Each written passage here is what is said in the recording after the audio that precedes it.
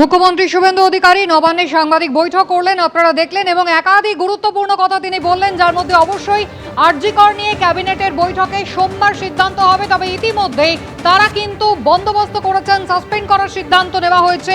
আরজি করের ঘটনায় 3 police officer বিনীত গোয়েল, ইন্দিরা মুখোপাধ্যায় এবং অভিষেক গুপ্তা, এই 3 আইপিএস অফিসারকে আরজি কর কাণ্ডে সাসপেন্ড করল সরকার। Phone call record, WhatsApp chat call সমস্তটাই খতিয়ে দেখা হবে। পুলিশের গাফিলতির বিষয়টি আরজি কর ঘটনার তদন্তের ক্ষেত্রে খতিয়ে দেখবে নতুন সরকার। আজকে শুভেন্দু অধিকারী নবান্নে সাংবাদিক বৈঠক করে এমনটাই বললেন।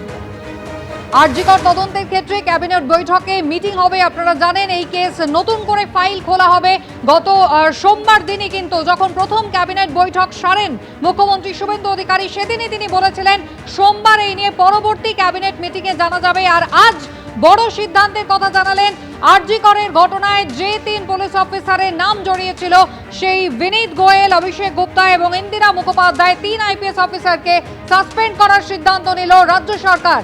রুমা পাল আমাদের প্রতিনিধি রয়েছেন আমাদের সঙ্গে। রুমা, নিঃসন্দেহে নতুন রাজ্য সরকারের বড় পদক্ষেপ এই আরজি করের ঘটনায়। দেখো, আরজি কর ঘটনায় কিন্তু বড় পদক্ষেপ নিল এই নতুন সরকার, এবং সব থেকে বড় কথা হচ্ছে যে শুভেন্দু অধিকারী মুখ্যমন্ত্রী তিনি বললেন যে ফ্যাক্ট ফাইন্ডিং করেছেন মুখ্য সচিব এবং স্বরাষ্ট্র সচিব, এবং তার মধ্যে কিন্তু সেটা সামনে এসেছে যেভাবে এই ঘটনাকে মিসহ্যান্ডলিং করা হয়েছিল, যেভাবে পুলিশের তরফ থেকে প্রাথমিকভাবে যেটা করা উচিত ছিল সেটা কিন্তু করা হয়নি।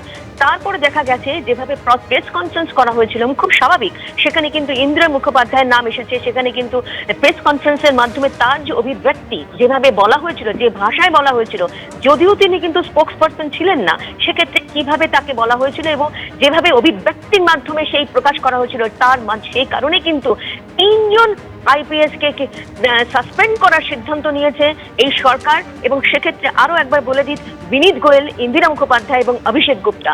এবং কারণ পুলিশের যে ভূমিকা ছিল, পুলিশের ভূমিকা নিয়ে কিন্তু তখনও বড় সড় প্রশ্ন মুখোমুখি হতে হয়েছিল পুলিশকে। কারণ যেভাবে এই ঘটনা হওয়ার পর একটা ধামাচাপা দেওয়ার চেষ্টা করা হয়েছে, মিসহ্যান্ডলিং করা হয়েছে।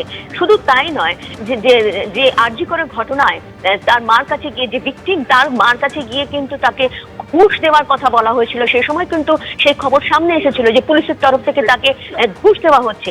সেই সমস্ত ঘটনাবলী কিন্তু আবারও বিবেচনা করা হয়েছে, যদিও এটা কিন্তু এখনো মামলা চলছে, অন্যান্য দিক কিন্তু অবশ্যই সেটা কিন্তু বিবেচ্য রয়েছে। কিন্তু সেই সময় পুলিশের যে ভূমিকা এবং ভিকটিমের বাড়িতে গিয়ে তাকে একদম ঘুষ দেওয়ার যে অভিযোগ সামনে এসেছিল, এবং বারবারই কিন্তু যে ভিকটিমের যে মা, তিনি বলেছিলেন বারবার যে তার পরিবারকে কিন্তু ঘুষ দেওয়ার চেষ্টা করা হয়েছিল, সেটা কিন্তু সামনে প্রকাশ্যে এসেছিল, বারবারই এসেছিল। সেই পরিপ্রেক্ষিতে আজকে যে সিদ্ধান্ত নেওয়া হলো নতুন সরকার, এবং সেই সরকার আসার পর সিদ্ধান্ত নেওয়া হলো মিসহ্যান্ডলিং। কারণ আরজি কর ঘটনা যেভাবে পুলিশের তরফ থেকে মিসহ্যান্ডলিং হয়েছিল এবং ভিকটিম ফ্যামিলিকে কিন্তু তাদের ঘুষ দেওয়ার চেষ্টা করা হয়েছিল, এবং প্রেস কনফারেন্সের মাধ্যমে যেভাবে পুলিশের অভিব্যক্তি, যে ভাষায় অভিব্যক্তি ফুটে উঠেছিল, এবং তিনি কিন্তু সেই প্রেস কনফারেন্স স্পোক্স পারসনও ছিলেন না, সেই কারণে কিন্তু 3 জন পুলিশ অফিসারকে, আইপিএস অফিসারকে সাসপেন্ড করলো এই নতুন সরকার। এবং সেক্ষেত্রে আরো একবার বলে দিই, বিনীত গোয়েল, ইন্দিরা মুখোপাধ্যায়, অভিষেক গুপ্তা, এবং এদের মাধ্যমে ডিপার্টমেন্টাল এনকোয়ারি হবে, এবং খুব স্বাভাবিক তাদের কথাও শোনা হবে।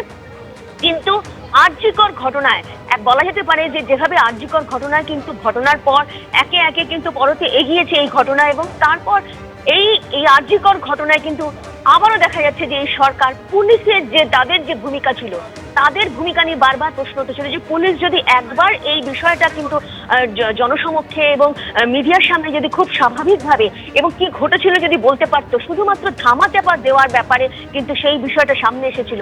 সেই কারণে কিন্তু আজকে 3 জন পুলিশ অফিসারকে তাদের সাসপেন্ড করলো একেবারে বিনীত গোয়েল, ইন্দিরা মুখোপাধ্যায়, অভিষেক গুপ্তা, এবং 3 জনকে সাসপেন্ড করার পর অবশ্যই ডিপার্টমেন্টাল এনকোয়ারি হবে। এবং এটাও ঠিক যে এই সরকার একদম ক্ষমতায় আসার পরে কি আরজি কর ঘটনায় যে বিষয়টা সামনে এসেছিল, বারবারই প্রশ্ন উঠছিল। কারণ আরজি কর ঘটনা এমন ঘটনা যেটা কিন্তু বারবার সেই ফ্ল্যাশব্যাকে চলে যেতে হয়। যখন ঘটনা ঘটেছিল পুলিশের কি ভূমিকা ছিল, পুলিশ বারবার কি বলার চেষ্টা করছিল, কি ধামাচাপা দেওয়ার চেষ্টা করছিল, কেন এমন স্পোক্স পারসনকে দিয়ে প্রেস কনফারেন্স করানো হয়েছিল, যিনি কিন্তু তখন স্পোকসপারসন ছিলেন না। কেন তাকে বলা হয়েছিল, কে বা কারা করেছিলেন, সেই সরকার আমলে সেই আমলে কারা করেছিলেন, এই সমস্ত বিষয় কিন্তু এই নতুন সরকার জানতে চাইছে। এবং সেই কারণে কিন্তু আরজিকর ঘটনার সেই খাতা কিন্তু আবারও খুললো এবং 3 জন পুলিশ অফিসারকে সাসপেন্ড করলো নতুন সরকার। একেবারে বিজেপি সরকারের প্রতিশ্রুতি ছিল পুরনো সমস্ত অপরাধের ফাইল খোলা হবে, নারী নির্যাতনের পুরনো কেস আবারও নতুন করে উন্মোচন করা হবে। আজকে শুভেন্দু অধিকারী কিছুক্ষণ আগেই নবান্নে তিনি সাংবাদিক বৈঠক করেছেন এবং আরজিকর কাণ্ডে বড় পদক্ষেপ সরকারের, সাসপেন্ড করা হয়েছে আরজিকর কাণ্ডে 3 আইপিএস অফিসারকে। এবিপি আনন্দ, এগিয়ে থাকে, এগিয়ে রাখে।